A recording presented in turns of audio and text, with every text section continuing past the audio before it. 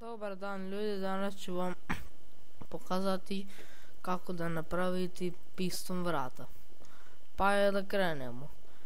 Sad uzmete skopajte 3, 6, 2 u dubinu.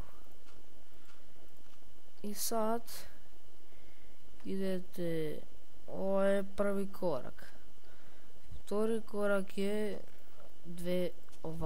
dve linije, jedna ovako i to je to za vtori korak.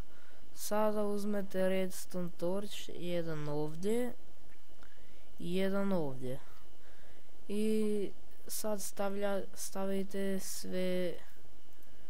svuda redstone i to je to za treći korak. Četvrti korak je da pokrijate sve ovo.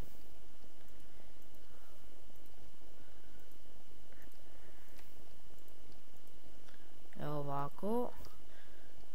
Peti korak je da uzmete ljepljivi klip, stavite ga ovdje, još jedan ovdje i za njega jedan redstone.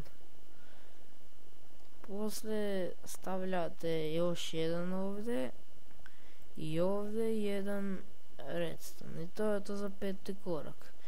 Šesti korak je da stavite koju god želite kocku, samo da ne bude pesak. Ja ću staklo.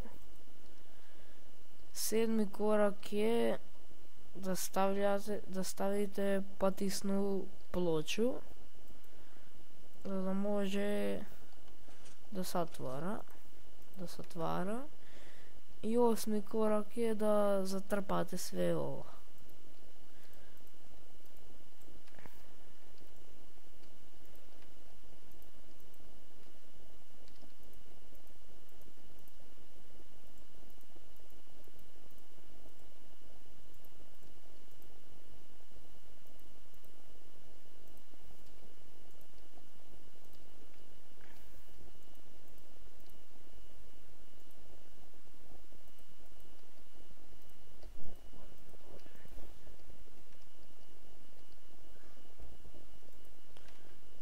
Ovako.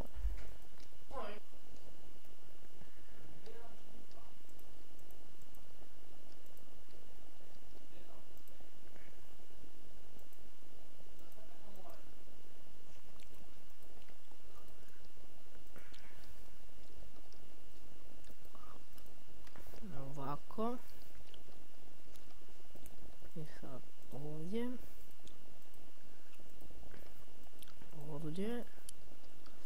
Sad ovdje.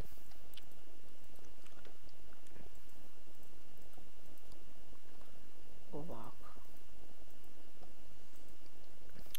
I evo radi. I ovdje. I to je to ljudi što se tiče ovog tutoriala. Vidimo se vrlo uskoro. Ćao.